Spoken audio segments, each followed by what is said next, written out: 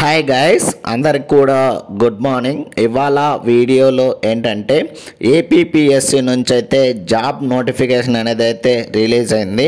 So మనకు release అయింది వచ్చేసరికి హార్టికల్చర్ ఆఫీసర్ అనే జాబ్ అనేది అయితే రిలీజ్ కావడం అయితే జరిగింది. సో దీని యొక్క నోటిఫికేషన్ నెంబర్ వచ్చేసరికి 18/2025 అనేది అయితే ఇవ్వడం అయితే జరిగింది. సో మనకి నోటిఫికేషన్ రిలీజ్ అయింది వచ్చేసరికి 16వ తేదీ సెప్టెంబర్ 2025 అయితే మనకైతే నోటిఫికేషన్ అనేది అయితే రిలీజ్ అయింది.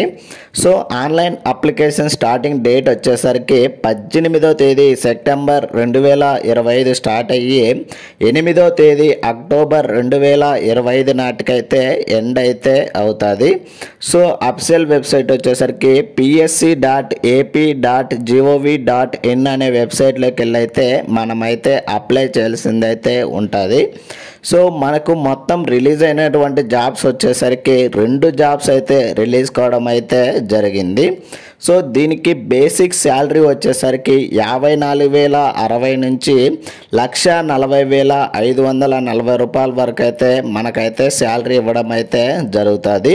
అండ్ ఏజ్ లిమిట్ విషయానికి వచ్చేసరికి 18 నుండి 42 సంవత్సరాల మధ్యలో అయితే ఉండాలని అయితే చెప్తున్నారు. సో అది ఎప్పటికంటే 1 జూలై 2025 నాటికైతే కౌంట్ చేయడం అయితే జరుగుతుంది. సో దీనికి సంబంధించి ఫుల్ డీటెయిల్స్ అయితే చూద్దాము. వీడియోను ఎవరైనా కానీ కొత్తగా చూస్తున్నట్లయితే please like, share and subscribe చేసుకోవడం అయితే మర్చిపోద్దండి గైస్, ఇలాంటి మరిన్ని వీడియోస్ అండ్ మరిన్ని అప్డేట్స్ కోసం అయితే. సో మనకు వచ్చేసరికి మనకు మొత్తం రిలీజ్ అయినటువంటి జాబ్స్ వచ్చేసరికి 2 జాబ్స్ అనేది అయితే రిలీజ్ కావడం జరిగింది. సో జోనల్ వైజ్ చూసుకుంటే జోన్ 3 వైజ్ వచ్చేసరికి 1 వేకెన్సీ రిలీజ్ కావడం జరిగింది. అండ్ జోన్ 4 వైజ్ అయితే 1 వేకెన్సీ అనేది అయితే రిలీజ్ కావడం అయితే జరిగింది. దీనికి ఎడ్యుకేషనల్ క్వాలిఫికేషన్ విషయానికి వచ్చేసరికి 4 ఇయర్స్ బీఎస్సీ డిగ్రీ కానీ లేదా బీఎస్సీ హార్టికల్చర్ కానీ చదివిండాలని అయితే చెప్తున్నారు. రికగ్నైజ్డ్ యూనివర్సిటీ లేదా ఇన్స్టిట్యూట్ నుంచి అయితే చదివిండాలని అయితే చెప్తున్నారు. అండ్ ఈ యొక్క పీడిఎఫ్ యొక్క లింక్ని అయితే నేనైతే కింద డిస్క్రిప్షన్లో ఇస్తాను, అక్కడికి వెళ్ళి అయితే చెక్ చేయండి గైస్. అండ్ ఇలాంటి మరిన్ని వీడియోస్ అండ్ మరిన్ని అప్డేట్స్ కోసం అయితే మనమైతే టెలిగ్రామ్ ఛానల్లో అయితే అప్లోడ్ చేయడం అయితే జరుగుతుంది. నెక్స్ట్ వచ్చేసరికి ఏజ్ లిమిట్ విషయానికి వచ్చేసరికి ఆల్రెడీ మనం చెప్పుకున్నాము, 18 సంవత్సరాల నుండి 42 సంవత్సరాల మధ్యలో అయితే ఏజ్ లిమిట్ అనేది అయితే ఉండాలని అయితే చెప్తున్నారు. సో అది ఎప్పటికంటే 1 జూలై 2025 నాటికైతే కౌంట్ చేయడం అయితే జరుగుతుంది. అండ్ ఏజ్ రిలాక్సేషన్ విషయానికి వచ్చేసరికి SC, ST, BC and EWS క్యాండిడేట్స్కి వచ్చేసరికి 5 ఇయర్స్ ఇవ్వడం జరిగింది. And persons benchmark disability వాళ్ళకి వచ్చేసరికి 10 ఇయర్స్ అయితే ఇవ్వడం జరిగింది. And ex service man and who have worked in NCC candidates ఉంటారో వాళ్ళకు వచ్చేసరికి 3 ఇయర్స్ ఇవ్వడం జరిగింది. అండ్ అదర్ వాళ్ళకు కూడా ఇక్కడైతే ఏజ్ రిలాక్సేషన్ అనేది అయితే ఇవ్వడం అయితే జరిగింది.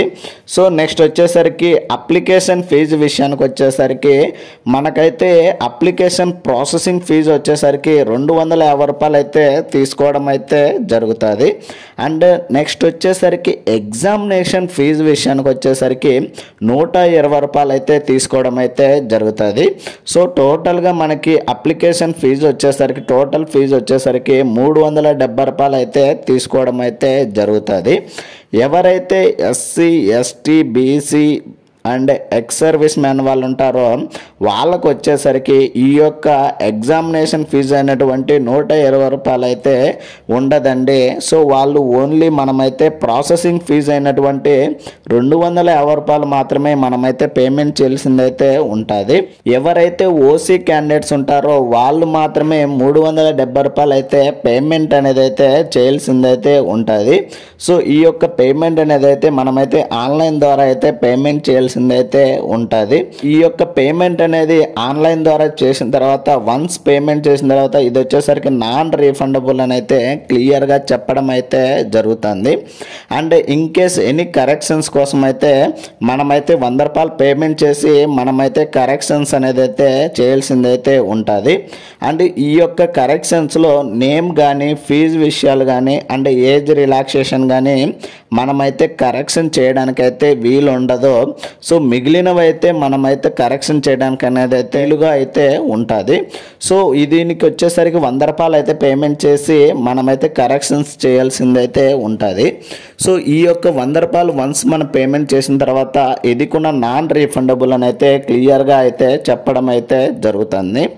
అండ్ నెక్స్ట్ వచ్చేసరికి స్కీమ్ ఆఫ్ ఎగ్జామినేషన్ విషయానికి వచ్చేసరికి సో మనకైతే written examination and including computer proficiency test అనేది అయితే కండక్ట్ చేయడం అయితే జరుగుతుంది. అండ్ నెగిటివ్ మార్కింగ్ విషయానికి వచ్చేసరికి 1/3 అయితే నెగిటివ్ మార్కింగ్ అయితే ఉంటుందని అయితే చెప్తున్నారు. నెక్స్ట్ వచ్చేసరికి సెంటర్స్ ఫర్ రిటన్ ఎగ్జామినేషన్ వచ్చేసరికి ఓన్లీ విజయవాడలో మాత్రమే మనకైతే ఎగ్జామ్ రాయడానికి అయితే ఉంటుందండి. ఓన్లీ ఒకే సెంటరు.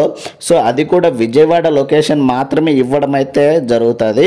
సో మనం ఏంటంటే ఎగ్జామ్ రాయడానికి అయితే ఈ యొక్క పోస్ట్కి విజయవాడకి వెళ్ళి అయితే ఎగ్జామ్ అయితే రాయాల్సింది అయితే ఉంటుంది.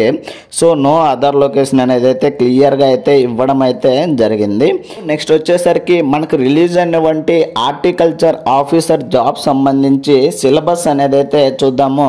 సో మనకైతే రిటన్ ఎగ్జామినేషన్ అనేది అయితే కండక్ట్ చేయడం జరుగుతుంది. ఈ యొక్క రిటన్ ఎగ్జామినేషన్ అనేది డిగ్రీ స్టాండర్డ్ లెవెల్ అయితే ఎగ్జామ్ అనేది అయితే కండక్ట్ చేయడం అయితే జరుగుతుంది.